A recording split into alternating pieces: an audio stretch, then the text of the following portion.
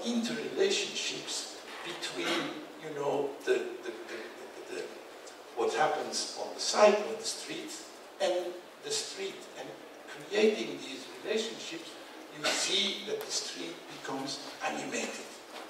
We have an experience about what is the corner, what are porches, you know, the relationship between the private sphere and the public sphere. Next. Where people are just hanging around looking at others, or where children find, you know, these little window sills at their own height so that they can participate in the environment. All of this is typical for a time period, it's typical for what Team 10 did, and what happened basically, I would say, in the 60s and 70s. And next. I would say that IVM is continuing this tradition. I think that, you know, the famous exhibit on the street is, in a way, the follow-up, in a way, today, of what is the meaning of the streets today, and what is the relationship of encounters and people that meet, and, you know, the public dimension of the street. Next. And so this fabulous tradition, for which I want to plead, is actually taken over. So we have to ask ourselves, why did it take IVM to do that? Why did, in more than 30 years, nobody talked about it again? And so I was interested in this problem, and I think I have a suggestion of a solution, which I would like to submit. Next. What happened in between was that there was the great invention of the urban project. And I'm talking about an urbanist doing urban projects. But the urban project, as a theory, mostly launched by our Catalan friends.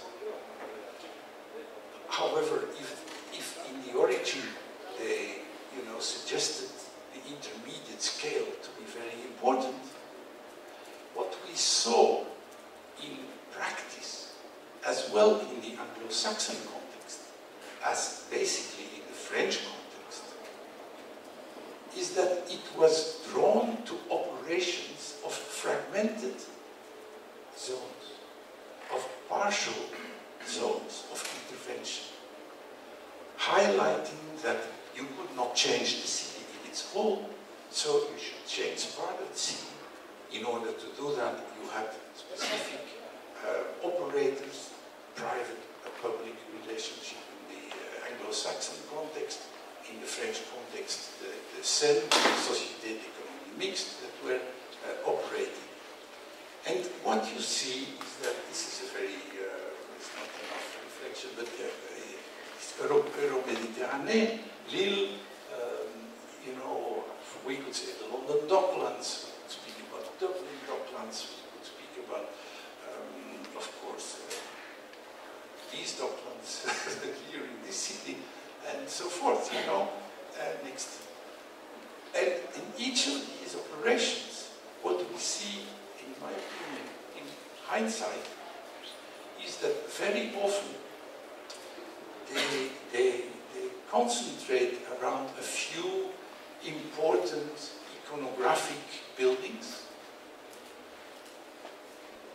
that are the highlight of a global operation of transformation, operated by usually a single operator, and working over time and taking over time all the energy of the city where it is happening.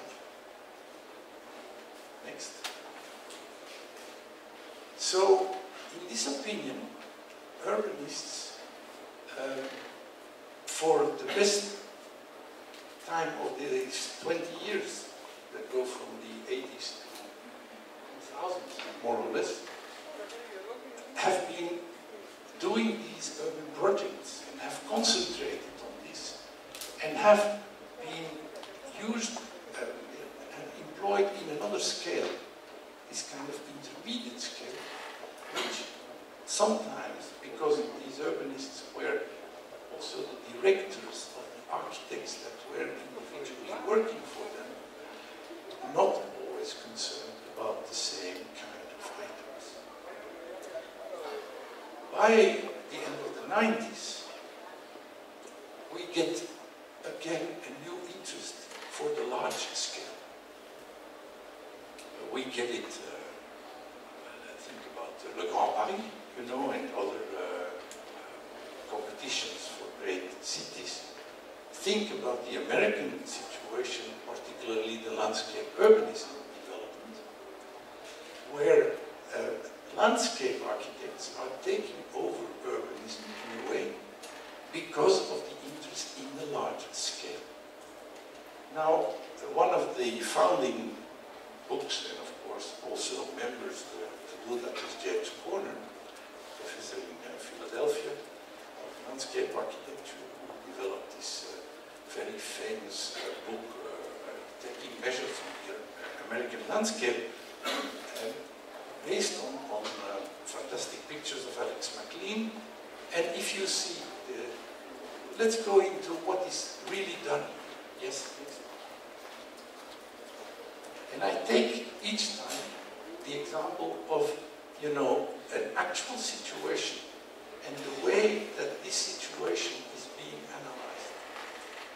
And what we see is that in the analysis, we have an attempt to do more, to explain more than just a topographical rendering.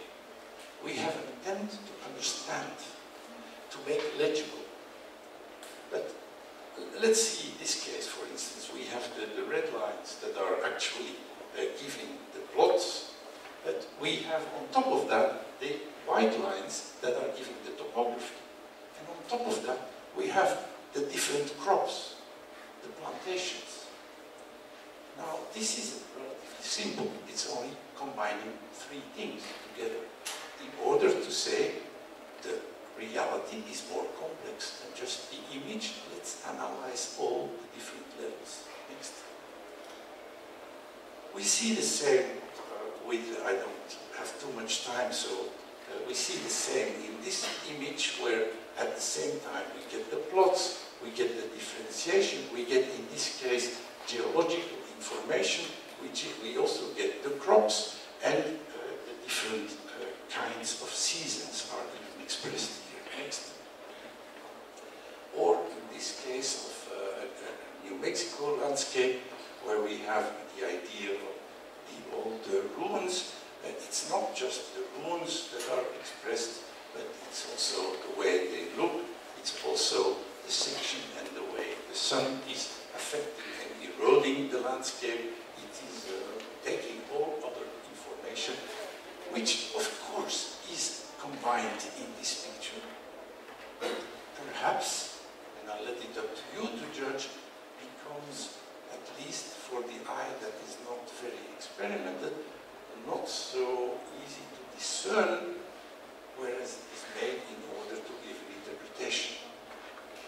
I go to, this is the founding book. I go to another book which is very important next, which is, I took as an example because it is extreme. It is one of the professors who is also in Philadelphia, Muratma Mathur, who's an Indian landscape architect who made this fabulous book of analysis of the Mumbai estuary. Next. And the Mumbai estuary, the good tradition of the teacher, Alex Corner, is analyzed in different layers. You see that the layers are representing the topography, are also representing some of the real images, are also representing some of the geology, the vegetation, and so forth. Yes? And sometimes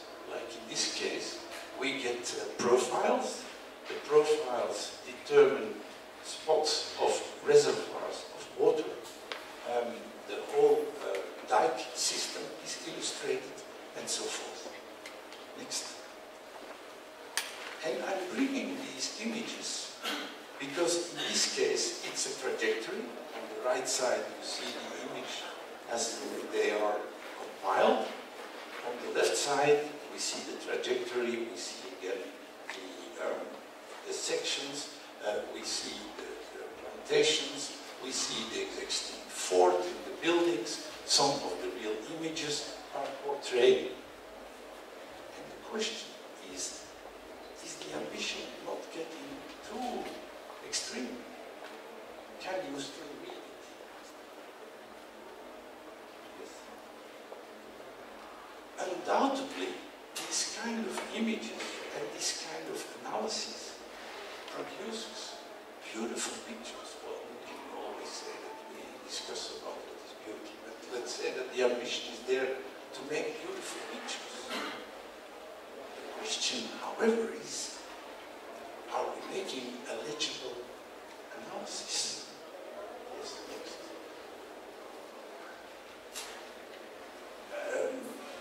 Well, I leave it up to you in this case. But this is a founding book. Matur is one of the important professors. She is directing one of the best schools in this department. And of course, this brings a sort of an impression. It gives followers. And so I want to end with one incidental book next time. It's a study that I received some time ago from an Australian university, southeast Queensland, to show you that it is a world phenomenon. And this book is absolutely just a reflection on a number of studios that were done in this university, you know, in order to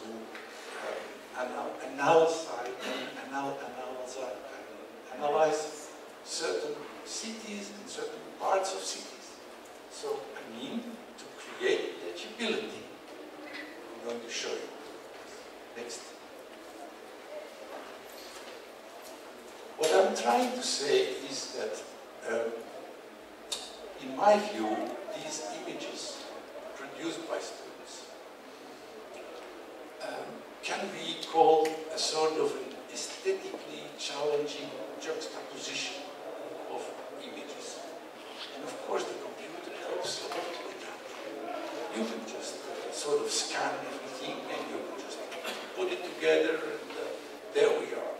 We get a fabulous kind of piece. And individually, if you might look at, you know, what is represented in each of these images, I'm sure you even have interesting information. The point, however, is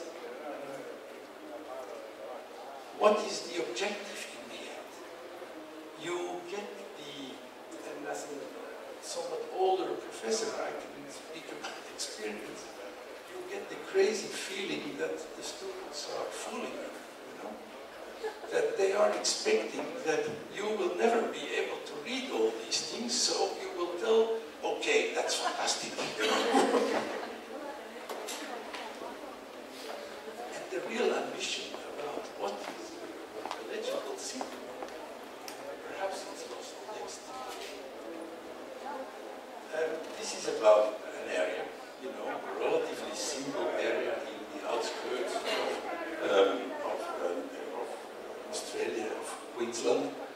But, you know, the way that it is rendered here again doesn't really make it easier to understand, in my opinion, than the photographs were.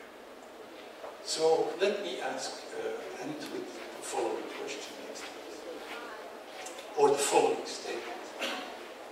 I have the impression that to make the city legible, we are highly in need of a synthesis rather than a random collection of images.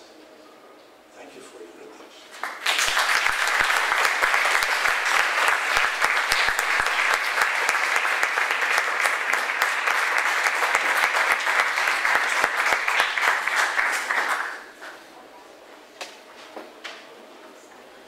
Entonces no hace falta traducir, pero tal vez nos queda tiempo para alguna pregunta o algún comentario, tanto a los miembros de la cátedra del instituto como del público que está presente.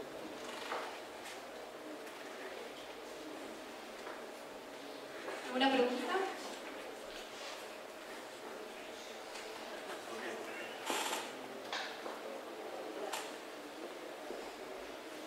¿Alguien quiere hacer una pregunta?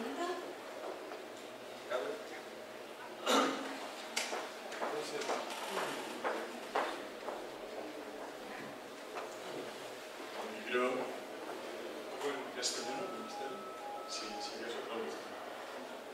La primera cuestión es agradecer esta magnífica y bella exposición, que cuando nos plantea el tema de la síntesis, yo creo que remite otra vez al origen de la percepción.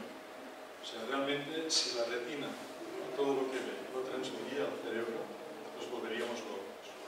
Realmente el proceso de recibir imágenes pasa por un proceso afortunado de selección que produce síntesis personales.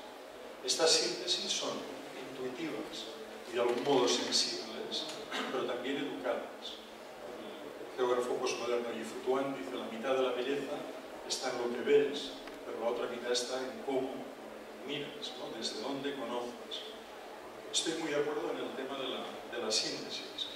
Ahora bien, quisiera aportar como tres ideas. La primera es la ciudad, el territorio, la territorialidad, la movilidad. La ciudad es el tema más complejo, la creación más compleja que ha hecho la humanidad, después de la palabra. El invento más complejo. Este invento tan complejo realmente es difícil representarlo, porque la realidad es, de algún modo, se nos va, se escurridiza. Cada vez que intentas codificarla, el tiempo te está repasando. Por tanto, frente a una representación sintética, yo quiero introducir un elemento que es la segunda consideración, que es la cartografía. Lo que nos permitió es racionalizar, ¿no?, los territorios que cuando los veíamos siempre habían espacios enmascarados, ¿no?, los espacios masqués. Y la cartografía plana lo que hace de alguna manera es objetivar, entre comillas, una visión del territorio que directamente en el panorama no podemos llegar a tener. No obstante, frente a esta complejidad, algunas de estas cartografías que hemos visto lo que intentan es justamente introducir el movimiento como sistema perceptivo, tanto desde Kevin Lynch como estas más contemporáneas. Y por tanto, para mí la idea es, más que cartografiar, yo creo que deberíamos coreografiar. Coreo tiene dos sentidos en griego. Uno es región, koros, y otro coreo, danza, tiempo, proceso. Entonces yo creo que hay como una búsqueda de representar los espacios vividos y también en movimiento. Por tanto, creo que hay intentos interesantes de estas cartografías que pretenden ir un poco más allá de la percepción espacial, visual, porque intentan introducir temas de funcionalidad, habitabilidad, actividad, movilidad, de metabolismo, cómo fluye el agua, cuáles son los sistemas procesuales de la agricultura, de los bosques, redes de conocimiento, redes de inteligencia, ¿no?, paisaje, tiempo. Entonces, yo creo que efectivamente la síntesis es una buena propuesta para no acabar locos y para de algún modo entender que cualquier representación no es la realidad, sino que es una recreación de la realidad. Yo creo que la intervención de Marcel Smets es tremendamente pedagógica para apoyar síntesis como selección y como priorización de informaciones a facilitar, porque si no, la ciudad tampoco se acaba de explicar ni en la señalética, ¿no?, ni tan solo en los planos, ni en la documentación, digamos, más compleja que podamos llegar a dibujar. Muchas gracias.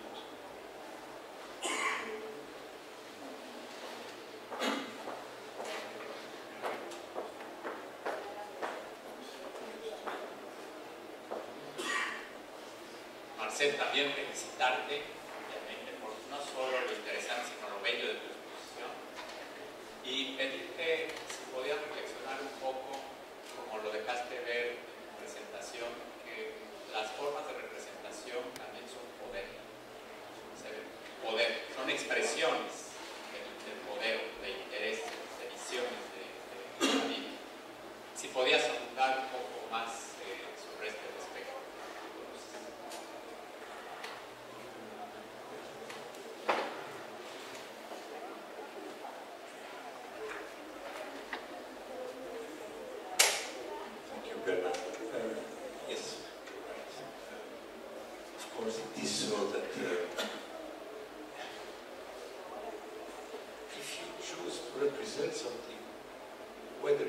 willing or not, you are making the choice for someone else.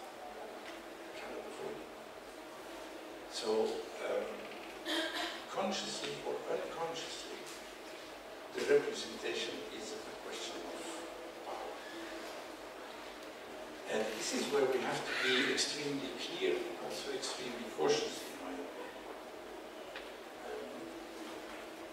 And I was tempted by what Carlos just said, because I absolutely agree, and when I speak about synthesis, I don't want to give the wrong impression, because it is absolutely impossible to make the synthesis of such a complex system, and especially in the larger scale. What I try to put together here is, or to propose, is synthesis with randomness. Randomness, in my opinion, is to put all the elements that you can find together and then think that the person you are addressing has to understand, has to make the synthesis for this. I agree with you that if you stay within systems, the water system, for example, the natural systems, the infrastructural systems, and you try to combine these elements and to give their logic and explain, it's the sort of synthesis that I want to say. It is, I think that reading the city should not be misunderstood by making one image. It can be a collection of images, which, depending on the use you want to make of them, shall contain other elements. And if we see it like that, and if we are very honest about our knowledge, but our knowledge is power, we can also say that the society needs our knowledge. So let's be open about it, and let's try to not abuse of our power.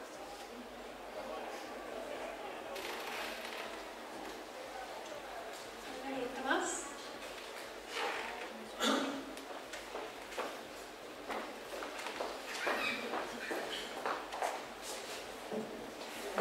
Mientras lo escuchaba, me preguntaba, porque pasó por una larga trayectoria de autores que intentaron mostrar, representar o darnos a ver la ciudad. Y dentro de toda esa historia, la preocupación que ha tenido el hombre ha sido una tentación integral de representarlo todo. Y yo creo que esa tentación de representarlo todo nos lleva a esas últimas imágenes en que todo tiene que estar capturado, tanto el tiempo como el espacio, como sus distintas capas, en una misma representación. Yo creo, sinceramente y profundamente, que tenemos que renunciar a esa tentación integral, porque coincido con lo que usted decía, es una representación, una cartografía, un dibujo, una representación, es una mirada intencionada. Y una mirada intencionada no necesariamente tiene que capturarlo todo, tiene que dar a ver. Y para dar, entonces cada cartografía está cargada de ideología, porque nos da a ver, pero también tiene que darnos las claves de lo que nos quiere dar a ver. Y creo que la cartografía ha sido por lo mismo utilizada de muy diversas maneras, para la guerra, para distintas cosas a lo largo de la historia. Entonces, cuidado, pienso, con nosotros, de tener esa tentación integral de representarlo todo en un mismo sistema. You know that architects always think they're God. And the urbanists, I don't know what they think, but it's even worse. Yes, you're right. I mean, this urge, which we have always had in our profession, to integrate everything, to make integral thing, is something that maybe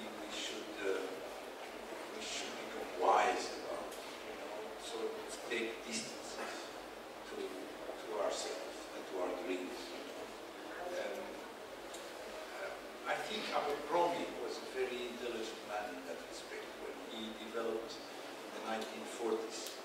Talk about it, because it would be another lecture. The survey.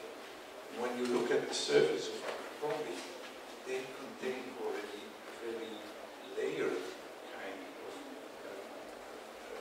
synthesis, you know. They talk about the geomorphology for one thing, and they talk about the social economics for another thing, and they are different syntheses. And they sort of put together. And I think probably if we don't, of course, want to leave our dreams, because I think it is our task also, when we want to respond, that we should not give up our dream, because if we I mean, as architect urbanists, do not attempt to make this kind of synthesis, then who else will do that? You know? So, but maybe we have to be wise enough to say that we cannot make the synthesis of the synthesis. And just be content with trying to find some logics which are usable and adaptable. I don't know. It's a feeling.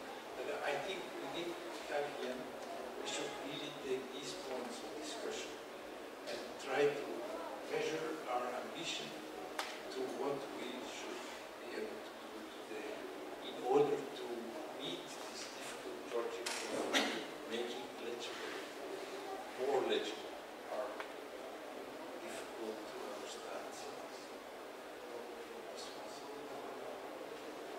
It's not an answer to that. ¿Alguien más quiere hacer una pregunta?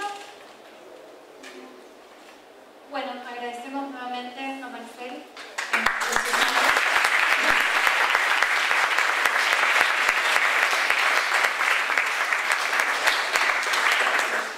Bueno, así terminamos la primera jornada de la conferencia CMD. Los esperamos mañana a las 10. Continuamos con más conferencias. Todavía quedan muchas charlas muy interesantes. Las pueden consultar en el programa. Y ahora quedan todos invitados a la fiesta de inauguración en la calle central. Bueno, así que espero verlos mañana.